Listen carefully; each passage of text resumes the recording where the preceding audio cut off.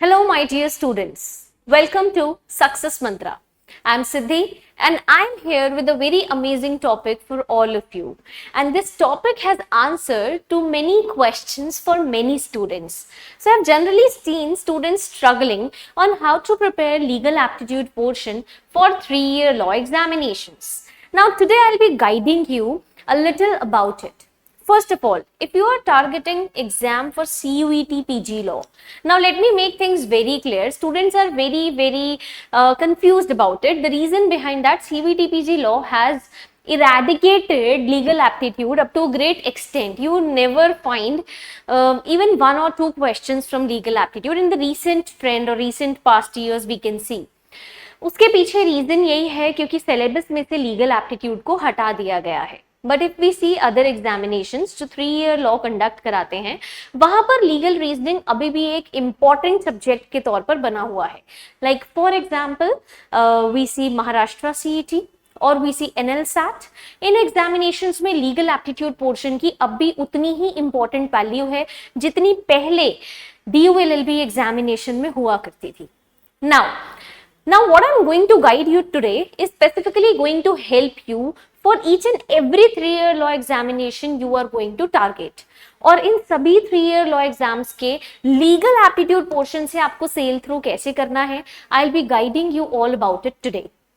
So first of all there are few major things जिन major चीजों का आपको ध्यान रखना है और इन मेजर चीजों को आप बिल्कुल भी मिस नहीं कर सकते.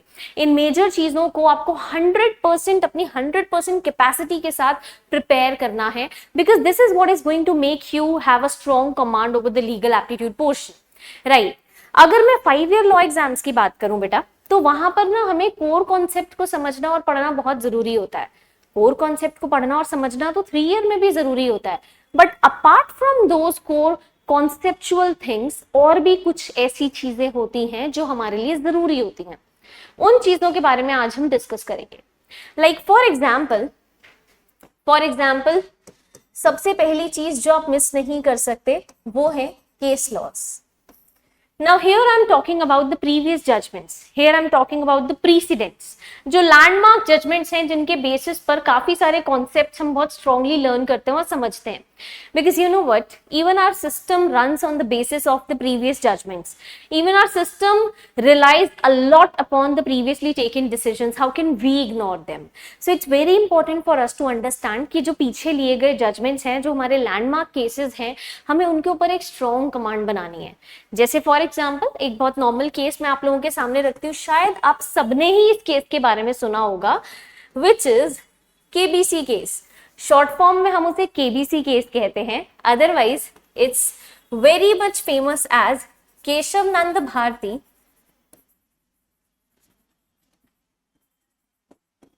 Versus state of Kerala. Keshav Nand Bharti versus State of Kerala is the landmark case which I believe every student in the law field have heard about. This case brought so many amendments into our system that we eventually say the 42nd Amendment as the mini constitution. The reason behind that was this case too. So we should understand कि इस case के हमारे लिए बहुत ज़्यादा importance है और ऐसा सिर्फ ये एक केस नहीं है, ऐसे मल्टीपल केसेस हैं. अगर आप 3-year लॉ एग्जाम के लिए प्रिपेयर कर रहे हैं, एंट्रेंस एग्जाम के लिए प्रिपेयर कर रहे हैं और आप लीगल एप्टीट्यूड पे अपनी कमांड बनाना चाहते हैं, आपको ऐसे मल्टीपल केसेस कवर करने होंगे. बच्चों का क्वेश्चन ये होता है कि मैम केसेस में तो बहुत डिटेल में पढ़ना होता है, हमें क्या क्या पढ़ना है. देखो, आप एक चीज को बहुत अच्छे से समझ लो, आपका पेपर सब्जेक्टिव नहीं है. बिकॉज आपका पेपर सब्जेक्टिव नहीं है, आपको ऑफ कोर्स इस केस के फैक्ट्स लिखने के लिए कभी भी नहीं आएंगे. So you have to act smartly, right, क्योंकि हमें अपना टाइम भी कंज्यूम करना है. So we have to act smartly. और उस स्मार्ट एक्ट में ना हमें फैक्ट्स में बहुत ज्यादा डीप इनसाइड नहीं घुसना है. हमारे लिए क्या इंपॉर्टेंट हो जाता है, हमारे लिए इंपॉर्टेंट हो जाता है इसका लीगल रिजल्ट. हमारे लिए इंपॉर्टेंट हो जाता है कि इस केस के बाद लीगल इंप्लीकेशंस हमारे सामने क्या क्या आए. जैसे अगर मैं क्रिमिनल सेक्शन में बात करूं तो you ever must have heard about certain guidelines जिन्हें विशाखा गाइडलाइंस बोला जाता है. ठीक है, जब हम विशाखा गाइडलाइंस की बात करते हैं तो ये सिंपल एक list of set of guidelines नहीं है, ये एक केस था जिस केस के बेसिस पर विशाखा गाइडलाइंस आई. फीमेल्स को प्रोटेक्ट करने के लिए। तो ये जो विशाखा गाइडलाइंस हमारे लिए आई, ये हम केस के बारे में नहीं पढ़ रहे हैं, ये हम पढ़ रहे हैं कि केस के बाद क्या इफेक्ट हुआ। ऐसे ही आपको आफ्टर इफेक्ट्स पे ध्यान देना है। कोई भी लैंडमार्क जजमेंट आप उठा लीजिए, you have to prepare a list of landmark judgments with you, और उन लिस्ट ऑफ लैंडमार्क जजमेंट्स में आपको ध्यान देना है कि जो भी लीडिंग केस है, जो भी लैंडमार्क केस है, आपको उस पर्टिकुलर केस के लीगल इंप्लीकेशंस पे ध्यान देना है कि इस केस में हुआ क्या था, what was the final result. If you have ever heard, कभी कभी पूछ लिया जाता है that which case is associated with death penalty. So हमने ये डिसाइड किया था कि हम रेयरेस्ट ऑफ रेयर केसेस में ही डेथ पेनल्टी देते हैं। And students still remember that when it is about death penalty, it is about Bachchan Singh case. ऐसे ही आप लोगों को ध्यान रखना है। आप लोगों को ध्यान रखना है कि केशव नंद भारती केस किस चीज से रिलेटेड है और उसके लीगल इम्प्लीकेशंस क्या है।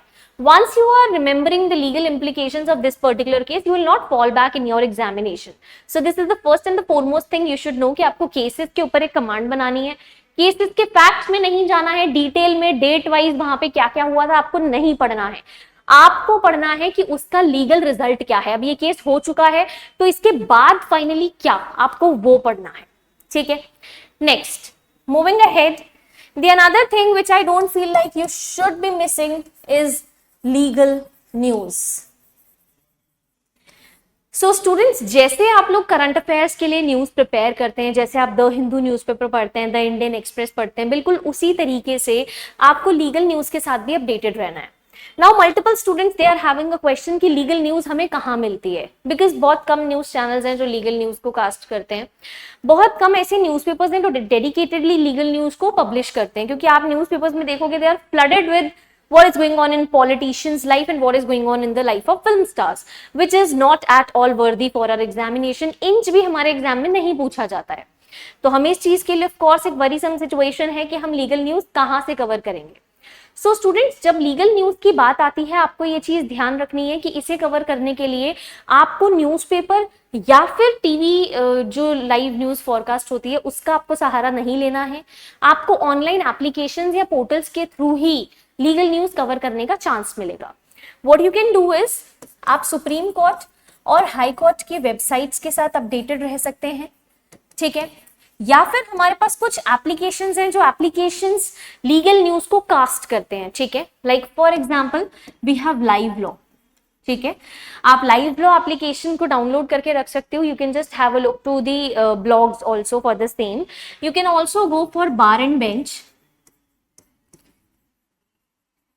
बिकॉज यहां से आपके पास सारी की सारी वो डिटेल्स टाइमली आ सकती हैं जो लीगल न्यूज़ेस हैं। जैसे फॉर एग्जांपल अभी हमारे पास रिसेंटली वक्फ बिल को लेकर के काफी इशू हुआ हमारी सोसाइटी में, राइट? हम लोग सब सुन रहे थे, we were all updated about it, but it's a very legal issue, it's a very very major legal issue, we should know all about it. तो आपको ऐसे लीगल इश्यूज के बारे में अपडेटेड रखना है। This is going to be helpful for you in your legal aptitude portion also, as well as in your current affairs portion too. So just make sure that you are keeping a track with it. ठीक है, आप इन सभी areas के साथ updated रहते हैं। It just takes about 10 minutes of your daily life. Please make sure you are making out 10 minutes for your legal news section because it is very important for you and just go through it. Legal news में हमें क्या नहीं पढ़ना है? हमें किसी की bell और किसी की जेल से कोई फर्क नहीं पड़ता। हमें पॉलिटिशियंस और फिल्म स्टार्स की लाइफ से कोई फर्क नहीं पड़ता। कौन सी पार्टी इलेक्शंस में कितने वोट से जीत रही है और कितने वोट से हार रही है, हमें कोई फर्क नहीं पड़ता। Believe me students, nothing out of all this is going to be asked in your examination. Nothing. So just believe me, you have to cater to the important areas from these particular sources. आपको ध्यान रखना है क्या कोई नया law आ रहा है, क्या कोई बिल पार्लियामेंट में पेंडिंग चल रहा है, क्या कोई बिल रिसेंटली पास हुआ है, is there any amendment which is being proposed, क्या कोई अमेंडमेंट पास हुई है, वो सारी की सारी चीजों के साथ आपको ट्रैक रखना है। And then later to that the another most important thing, last but not the least, right now it is about legal magazines. So mostly जितनी भी मैगजीन्स आपको मिलेंगी ये सारी की सारी मैगजीन्स लैटिन लैंग्वेज में मिलेंगी। ठीक है, अब अगर मैं मैगजीन की बात करती हूँ, for example we are here talking about injuria sine damnum, और एल्स हम एक और मैगजीन ले लेते हैं, यूबी जस इबी Remedium, right? So if we are talking about these two magazines, Injuria Sine Damnum और Ubijus Ibi Remedium, आपको 3-year law examination के पर्पज से क्या क्या याद होना चाहिए? सिर्फ और सिर्फ इस मैगजीन का meaning, that is it. This is a MCQ based examination, this is not subjective. Please focus, आपको सिर्फ इतना ध्यान होना चाहिए एंड नथिंग एल्स. आपको ध्यान रखना है, इंजुरिया साइन डैमनम का मतलब होता है इंजरी विदाउट डैमेज, और यूबीजस इबी रेमेडियम का मतलब होता है where there is a right there is a remedy. जहां हमारे पास एक लीगल राइट है, हमारे पास उसकी रेमेडी भी है. So we just need to ensure कि ये 3 चीजें हैं जो बिल्कुल भी हम लोग अपने एग्जाम के प्रिपरेशन में मिस नहीं कर रहे हैं. अगर यहाँ पर किसी भी चीज में हम कोई प्रॉब्लम फेस कर रहे हैं, so we need not to worry. We have a particular area where there are bunch of people to help us, and that area, that portal is Success Mantra. So we are here to assist you, we are here to help you. Just drop your comment over here, just drop your question over here. We are there to assist you, but by the time just stay consistent with all these things and don't miss on any of these pointers. Until then, we'll be coming again with another different, amazing and informative videos for you. But you keep preparing and stay tuned to us. Thank you.